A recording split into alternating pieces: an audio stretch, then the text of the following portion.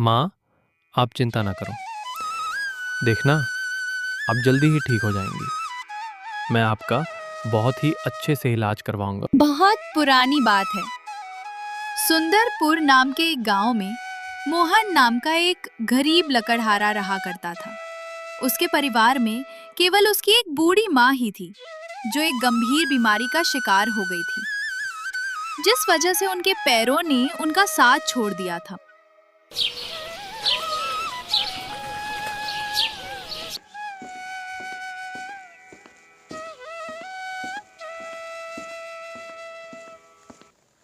पता नहीं माँ को क्या हो गया है।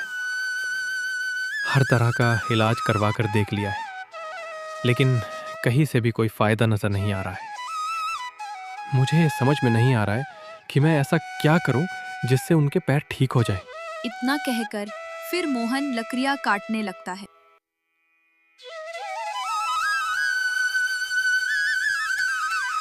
चलो, आज के लिए बस इतनी ही लकड़ियां बहुत है, और वैसे भी शाम होने वाली है तो मुझे भी घर के लिए निकल जाना चाहिए। माँ भी घर पर अकेली है। फिर मोहन लकड़ियों को गधे की पीठ पर लाद कर अपने घर की ओर चल देता है।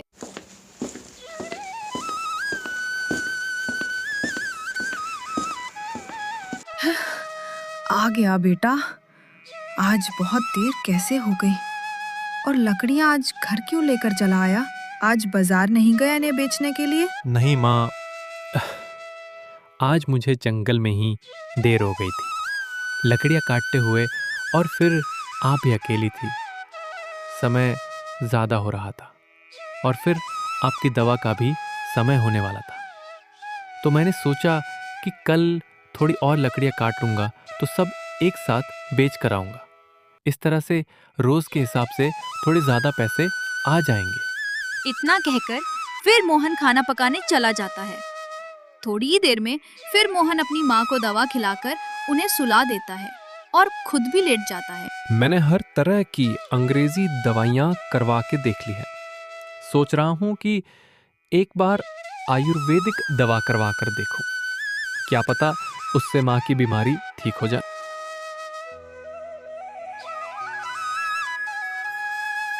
और फिर अगली सुबह मोहन सबसे पहले गांव के वैद्य को बुलाने के लिए चला जाता है।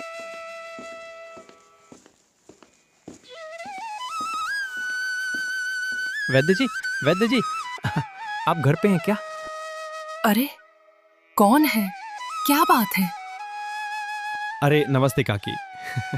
मैं मोहन हूँ। वो माँ की तबीयत ठीक नहीं है ना, तो उन्हीं के इलाज के लिए वैद्य जी को बुलाने के लिए यहाँ आया था। क्या वो घर पर हैं? अरे मोहन, नमस्ते बेटा।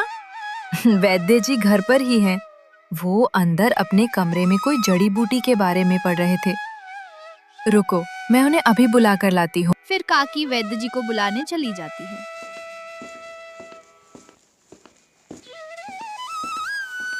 अरे क्या बात है मोहन, आज इतनी सुबह सुबह कैसे आना हुआ? वैद्य जी, मैंने माँ की हर तरह की दवाइयाँ करवा के देख ली है, लेकिन उनके पैर किसी भी तरह से ठीक होने का नाम ही नहीं ले रहे हैं। अब बस आयुर्वेदिक दवा करवाना शेष है। तो मैंने सोचा क्यों ना एक बार फिर से कोशिश करके देख लेता हूँ। क्या पता शायद माँ ठीक हो जाए। अच्छा चलो फिर घर चलकर उनका इलाज करते हैं।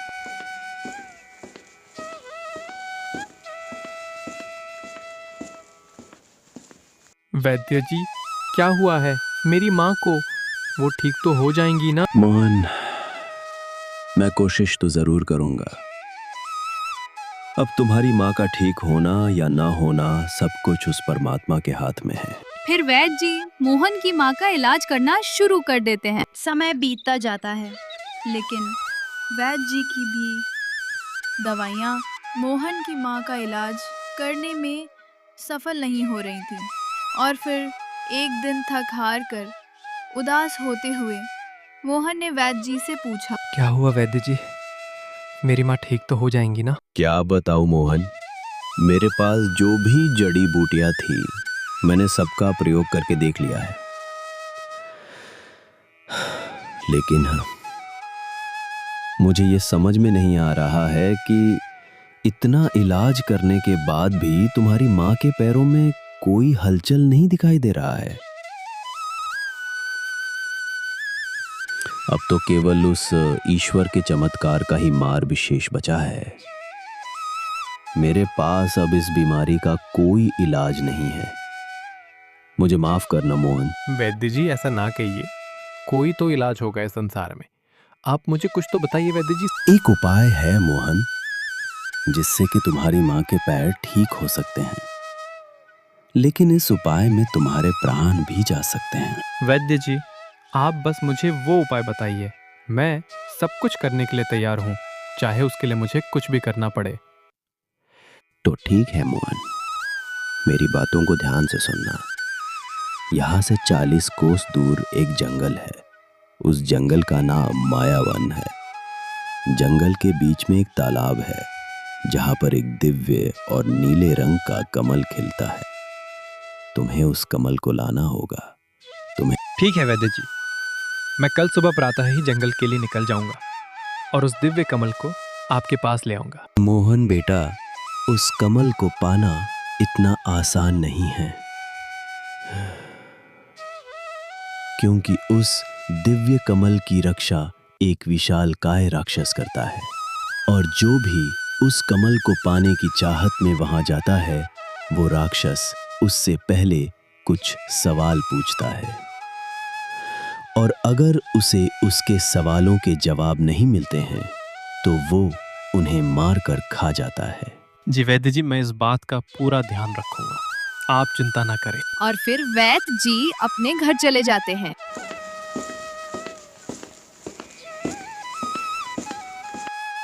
और फिर अगली सुबह मोहन जल्दी उठता है।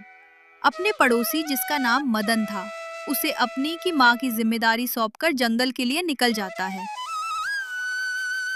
भाई मदन, मैं कुछ समय के लिए बाहर जा रहा हूँ, तो आपसे निवेदन है कि आप मेरी माँ का उतने समय के लिए ध्यान रखिएगा। अरे भाई मोहन, तुम बिल्कुल भी चिंता मत करना, मैं काकी का ध्यान अच्छे से रखूंगा।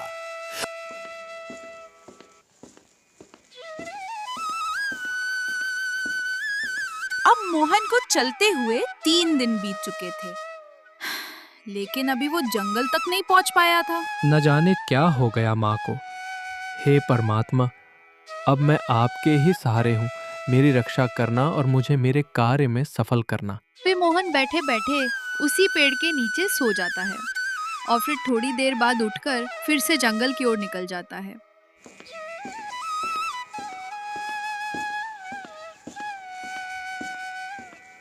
आखिरकार चौथे दिन मोहन उस मायावी जंगल के बीच में स्थित उस जादुई तालाब के पास पहुंच ही जाता है, जिसमें वैद्य जी ने जो बताया था, वो दिव्य और नीले रंग का कमल खिला था। यहाँ तो बहुत सारे कमल हैं, अब किस कमल को तोड़ूं, मुझे तो कुछ भी समझ में नहीं आ रहा है। इतना कहते हुए मोहन ने उस दिव्य कमल को तोड़ने के लिए जैसे ही अपने हाथ आगे बढ़ाया, तभी उस तालाब से आवाज आई, कौन है ये दुष्ट प्राणी जिसने मेरी निंद्रा को तोड़ने की कोशिश की है? कौन है मेरे सामने? मोहन के इतना कहते ही वहाँ पर एक राक्षस प्रकट हो जाता है। मैं इस तालाब का और उस दिव्य कमल का रक्षक हूँ, जिसे तुमने तोड़ने की कोशिश की है। वर्षों बाद कोई यहाँ आया है। तुम्हारी हिम्मत कैसे हुई यहाँ आने की? अब तुम्हारा मरना तो निश्चित है। मेरा नाम मोहन है और मैं सुंदरपुर से आया हूँ। मुझे इस दिव्य कमल की बहुत आवश्यकता है। मैं तुम्हें ये दिव्य कमल दे दूंगा, लेकिन पहले तुम्हें मेरे 3 सवालों का जवाब देना होगा। अगर तुमने मेरे सवालों का सही जवाब दे दिया तो तुम ये कमल ले जा सकते हो, नहीं तो फिर तैयार हो जाओ मेरा भोजन बनने के लिए। मुझे इस राक्षस से ये कमल तो लेना ही होगा, नहीं तो मेरी माँ के पैर ठीक नहीं हो पाएंगे, और अगर मैं अपनी माँ के लिए कुछ ना कर सका तो मेरा जीवन ही बेकार है। ठीक है, पूछो तुम अपने सवाल, मैं तैयार हूँ तुम्हारे सवालों के जवाब देने के लिए। ठीक है मोहन, फिर तैयार हो जाओ मेरे सवालों के लिए। और ये बात याद रखना, अगर तुमने एक भी सवाल का गलत जवाब दिया, मैं उसी वक्त तुझे मार कर खा जाऊंगा। इतना कहकर फिर राक्षस अपना पहला सवाल पूछता है। मैं वो अदृश्य शक्ति हूँ जो हर जन्म के बाद तुम्हारे भीतर जन्म लेती है, परंतु जिसे छू पाना, समझ पाना किसी भी प्राणी के लिए सरल नहीं होता। ना मैं केवल जीवितों की हूं और ना ही मरे हुओं की। मैं समय से परे हूं, शरीर से परे हूं। मैं हर एक में हूं, फिर भी कोई मुझे देख नहीं पाता। मैं हर सांस में हूं, फिर भी महसूस नहीं की जाती। मुझे पाने के लिए एक नहीं, कई जीवनों की यात्रा करनी पड़ती है। मैं हूं, लेकिन फिर भी नहीं हूं। अब बताओ, मैं कौन हूं? ऐसी अदृश्य शक्ति जो सभी मनुष्यों में है लेकिन उसे कोई समझ नहीं सकता है, और कई जीवन और मृत्यु के बाद भी कोई उसे समझ नहीं पाता है। ऐसी क्या चीज हो सकती है? आत्मा? तुम्हारे सवाल का जवाब है आत्मा, क्योंकि आत्मा ही वह वस्तु है जो हर जीव में पाई जाती है, और कई बार जन्म लेने के बाद भी कोई उसके रहस्यों को समझ नहीं पाता है। एकदम सही जवाब है तुम्हारा। अब मेरा दूसरा सवाल सुनो। जिसे जितना तुम बांटो वो उतनी ही बढ़ती जाती है। मुझे दिल से दो तो अमूल्य बन जाती हो, और अगर किसी ने मुझे सिर्फ अपने पास रख लिया तो वो अंदर से धीरे धीरे खाली हो जाता है। मैं दिखती नहीं, लेकिन महसूस की जाती हूँ। मैं हर किसी में होती हूँ, पर फिर भी सब मुझसे डरते हैं। बता, कौन हूं मैं? मुझे पता है, ऐसी कौन सी चीज है जिसे जितना बांटो वो उतनी ही बढ़ती जाती है। ना पैसा, ना खाना, ना दौलत, वो है ज्ञान।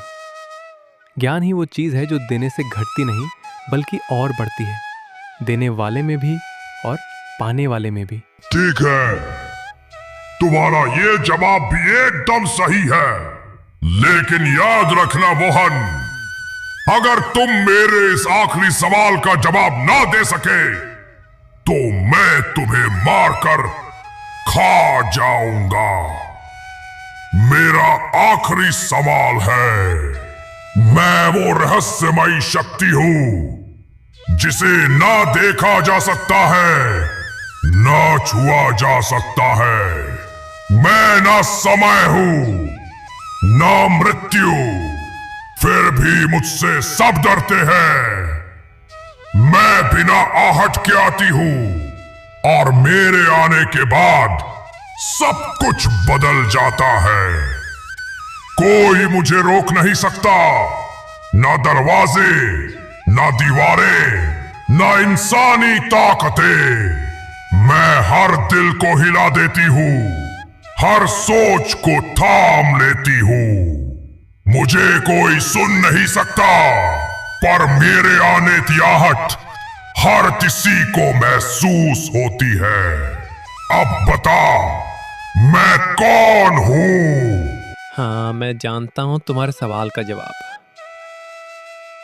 वो है डर। क्योंकि जब किसी इंसान के अंदर डर जन्म लेता है तो वो सिर्फ अपनी दुनिया नहीं खोता, वो खुद को खो देता है। वो मुस्कुराता है लेकिन अंदर से टूटा होता है। वो चलता है लेकिन जैसे किसी बोझ के साथ। कभी किसी को बताता नहीं, लेकिन हर वक्त उस डर के साये में जीता है। डर एक ऐसा साया जो दिखता नहीं, पर उसकी मौजूदगी हर सांस में महसूस होती है। और सबसे बुरी बात, जब डर अंदर बैठ जाता है तो इंसान बाहर से नहीं, अंदर से मरने लगता है। तुमने मेरे सारे सवालों का सही जवाब दिया है मोहन। मैं तुमसे बहुत ही ज्यादा प्रसन्न हूं। तुम ही इस दिव्य कमल को पाने की योग्य हो। अब तुम इस तालाब से दिव्य कमल तोड़ सकती हो। राक्षस की इस बात को सुनकर मोहन खुश हो जाता है और फिर तालाब से उस दिव्य कमल को तोड़ लेता है। मोहन के उस दिव्य कमल को तोड़ते ही वहां पर एक दिव्य और तीव्र प्रकाश फैल जाता है और वो राक्षस एक दिव्य पुरुष में बदल जाता है। मोहन, तुम्हारा बहुत बहुत धन्यवाद। आज तुम्हारे ज्ञान के कारण मैं इस श्रापित जीवन से आजाद हो सका हूँ। आप कौन हैं और आपको किसने ऐसा श्राप दिया था? मैं इस जंगल का देवता हूँ। आज के 450 वर्ष पूर्व मैं इस जंगल पर राज्य किया करता था। मैं बहुत ही क्रूर और निर्दयी हुआ करता था। मेरे इस जंगल में जो कोई भी मुसाफिर आता था मैं उसे मार दिया करता था और यही मेरा सबसे बड़ा पाप था, जिसके कारण मुझे एक राक्षस का जीवन बिताना पड़ रहा था। आज तुम्हारे ज्ञान ने मुझे इस पीड़ा से सदैव के लिए आजाद कर दिया। इतना कहकर फिर वो दिव्य पुरुष गायब हो जाता है और फिर मोहन भी अपने घर वापस आ जाता है और वो दिव्य कमल लाकर वैद्य जी को दे देता है और वैद्य जी फिर उसके कमल की शक्तियों से मोहन की माँ के पैरों का इलाज कर देते हैं।